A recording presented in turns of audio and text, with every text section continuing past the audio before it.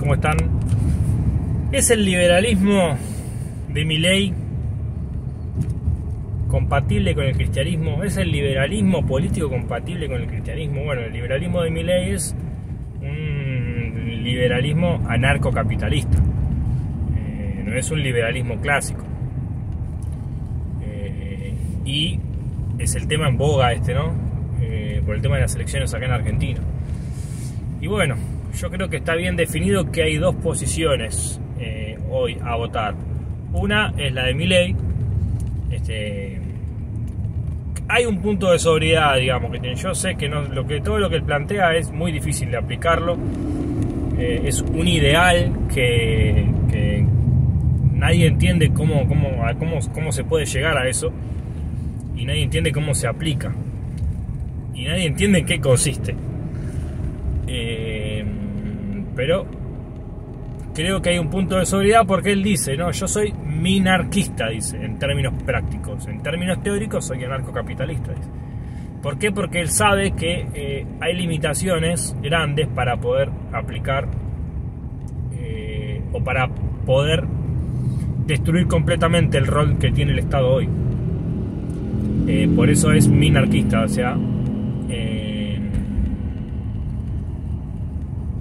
mantener el Estado al mínimo posible, con las funciones que el mercado no puede satisfacer. Esto sería la seguridad y la justicia, principalmente, probablemente otros también. Y bueno, eso es lo que plantea él, ¿no?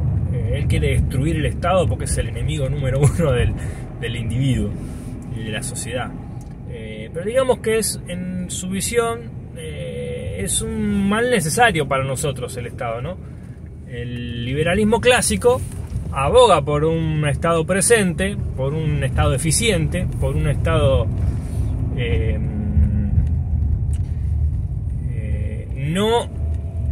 que no anule tanto las libertades individuales, pero que satisfaga las necesidades de justicia, de seguridad, de educación, de salud también. Eso es el liberalismo clásico. Bueno, todas las democracias del mundo están basadas en este liberalismo, básicamente. Y este liberalismo es el liberalismo que destruyó las monarquías, digamos, y los imperios, básicamente, ¿no? Porque las monarquías vienen de los imperios. Los imperios, se han diluido el poder de los imperios y se ha transformado en diferentes monarquías. La monarquía se ha diluido, ese poder del rey, y ha derivado en estos tres poderes, ¿no? El ejecutivo, el judicial y el legislativo. Y probablemente el camino del liberalismo y el avance de la libertad que tiene este proceso decante, como quiere Milei, en un anarcocapitalismo, porque es la disolución de estos tres poderes en el mercado. Ahora, esto yo no entiendo cómo la gente no lo ve. No entiendo cómo la gente tampoco puede entender que si entendemos que el Estado está justificado por un contrato social, es decir, que existe el Estado porque el común acuerdo de los ciudadanos producen un organismo que va a ser de árbitro entre las relaciones de estos ciudadanos que están de acuerdo en formar esta organización. No entiendo cómo, si el Estado es producto de un contrato social, no pueden entender que la sociedad pueda vivir de contratos individuales. Es el siguiente paso al liberalismo, el siguiente progreso, es diluir el monopolio de la justicia y de la seguridad en el mercado, en la sociedad, diluirlo aún más. Hoy lo tienen, está sujeto a estos tres poderes. Pero ¿qué pasa el día que haya empresas privadas de seguridad que puedan encarcelar personas, que puedan hacer justicia y mantener la seguridad en competencia con otras empresas, y que sean contratadas por los individuos y a las que se pueda apelar contractualmente en las diferentes relaciones comerciales que el hombre va generando. Y ahí está el anarcocapitalismo de Milei. O sea, no es muy complicado, digamos. Es algo que hoy lejos está en la sociedad de poderse aceptar, de poderse entender, de poderse practicar. Pero me parece que filosóficamente, teóricamente, es el camino en el que la libertad avanza, básicamente. Y por eso creo que está definido mi voto, ¿no? ¿Cuál es? Yo sé que el chabón este es un loco, Milei es un loco de miércoles, pero creo que tiene ideas claras. Creo que filosóficamente son compatibles con el cristianismo, porque justamente el cristianismo se basa políticamente en la regla de oro. No le hagas a los demás lo que no querés que te hagan a vos, o tratá a los demás como te gustaría que te traten. El cristianismo, eso lo dijo Jesús. Y también dijo que que la relación entre la comunidad cristiana no va a ser como en los gobiernos, donde hay señores que se enseñorean de la población. Y el Estado es un señor al que le cedimos contractualmente la autoridad para violar nuestros propios derechos. Por medio del impuesto, por medio de diferentes herramientas. Entonces, entre ustedes no será así, dice Jesús. Entre ustedes el mayor servirá al menor. ¿Y qué es servir al otro? Es justamente la libertad de empresa. Yo me postulo para hacer determinadas cosas a cambio de un pago, de una retribución. Ojo, esta retribución puede ser cero. O sea, el pibe que está limpiando, el pibe que limpia los vidrios en una esquina, se la está rejugando el chabón todos los días. Vos te limpia el vidrio, si vos le das plata, le das. Y si no le das, no le das. Y él te lo limpia igual. Ese pibe yo trato de darle siempre a los chicos que limpian el vidrio, porque está bien, muchos tienen problemas de adicciones, muchos están en situación de calle, muchos la verdad que por ahí no tienen buenos hábitos en otros momentos. Pero están laburando, están ofreciendo un servicio a cambio de que vos le pagues lo que quieras. Creo que es en lo más bajo del mercado, ¿no? Y hay que valorar eso, hay que revalorizarlo. Así que bueno, por lo menos es mi consejo, ¿no? Cuando venga un pibe a limpiarte los vidrios, dale lo que puedas, lo que te parezca, pero dale algo. Y de eso se trata lo que está postulando Jesús. Vos te ofreces a servir a tu hermano. Después si tu hermano te quiere recompensar o no, es otro tema. Lógicamente, la sociedad del libre mercado ha generado un sistema de precios, una valoración. El sistema de precios es algo fenomenal. Claro, lo que pasa es que no nos gusta y nos sentimos mal cuando algo vale muy poco y es muy sacrificado. Pero ¿por qué vale muy poco? Ahí está el problema. Si vale muy poco y es muy sacrificado, es porque cualquiera lo hace. Cualquiera puede hacer ese sacrificio. Ahora, si vale mucho y es muy difícil, evidentemente es porque nadie quiere hacerlo. Entonces, en ese sentido, el sistema de precios y la oferta, la demanda, todo es algo que es producto del protestantismo. Es producto de la concepción política reformada, calvinista, básicamente. Y es por eso que los países más desarrollados del mundo, que son los del norte de Europa, los países escandinavos, los países, bueno, sí, varios países de Europa que fueron protestantes, tienen un nivel de desarrollo social, un nivel económico muy superior a los países que se quedaron con el catolicismo. ¿Por qué? Porque tenían una concepción diferente de la laicidad, es decir, del trabajo. Revalorizaron, sacramentalizaron el trabajo. Y esto lo estoy viendo en un curso de Gabriel Zanotti, un gran católico, pero gran proponente del liberalismo, con modos mejores de los de Milei, donde él explica más Weber, y Max Weber explica esto, la sacramentalidad del trabajo. Que el protestante veía el trabajo como algo digno y como algo santo. Entonces había que darle rosca al laburo, había que producir, porque eso genera la riqueza. Y es así, y es lo que pasó. Entonces la distribución de la riqueza es secundaria a la producción de la riqueza. ¿Por qué? Porque si no producís riqueza para distribuir, ¿qué vas a distribuir? No puedes distribuir nada. Y esto es lo que pasa en Argentina. En Argentina tenemos este problema. Hay poca producción y mucha distribución. Entonces hay que darle... hay que achicar un poco el nivel de distribución que hay. Porque el nivel de distribución depende del gasto público. Y el gasto público, si no hay producción, si no hay generación de riqueza, no tenés con qué financiarlo. Entonces entras en déficit, entras en deuda.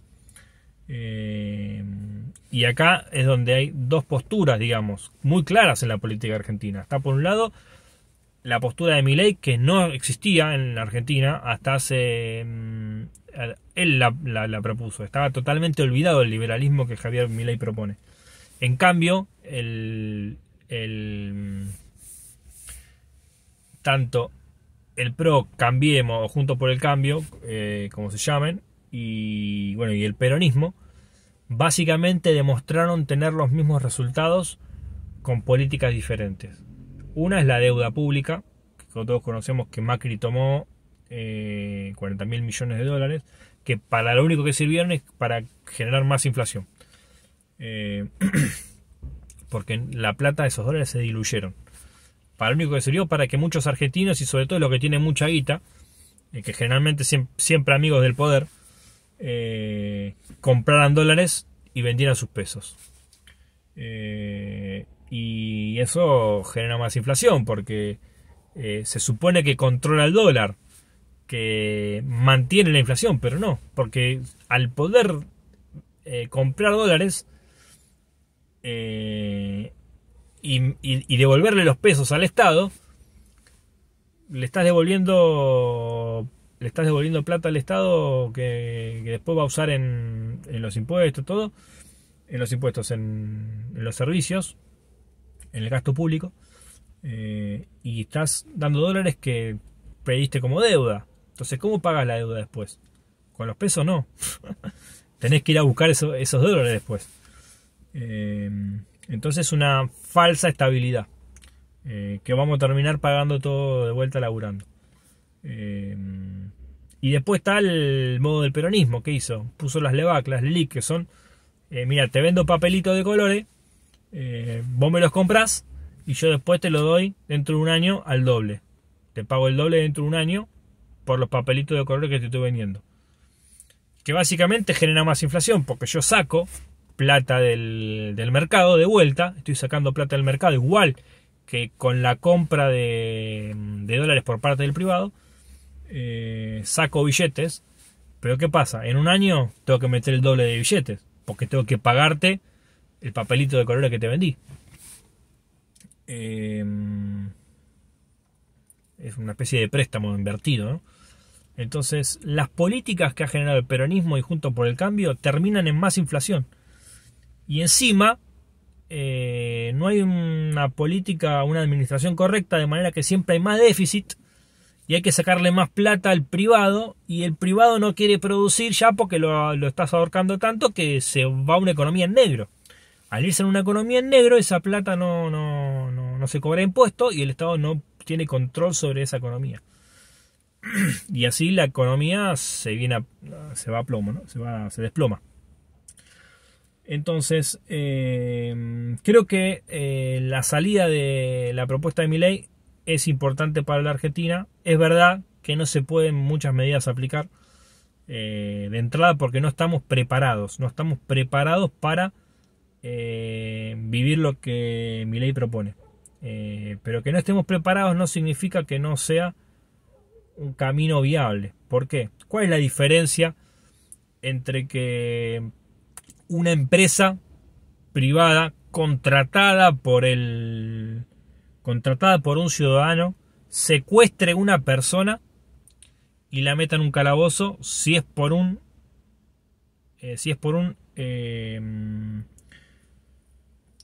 cuestión justa? Así lo hace la policía. Básicamente es el mismo hecho. Eso es lo que por ahí nos cuesta entender. O sea, la policía puede secuestrar a una persona, meterla en un calabozo y dejarla ahí 40 años porque la justicia lo dictamina, porque mató, porque violó, porque hizo lo que hizo. Pero si lo hace el privado, está mal. Si el Estado imprime papelitos de colores que la gente usa como bien de cambio, está bien. Si el privado imprime papelitos de colores para que la gente use como bien de cambio, está mal. Ahí está la moral que dice Milei. ¿Cómo puede ser eso posible? Si es lo mismo, hecho por una persona diferente. Claro, en nuestra noción tenemos una noción de autoridad en la que la autoridad lo puede hacer y el súbdito no.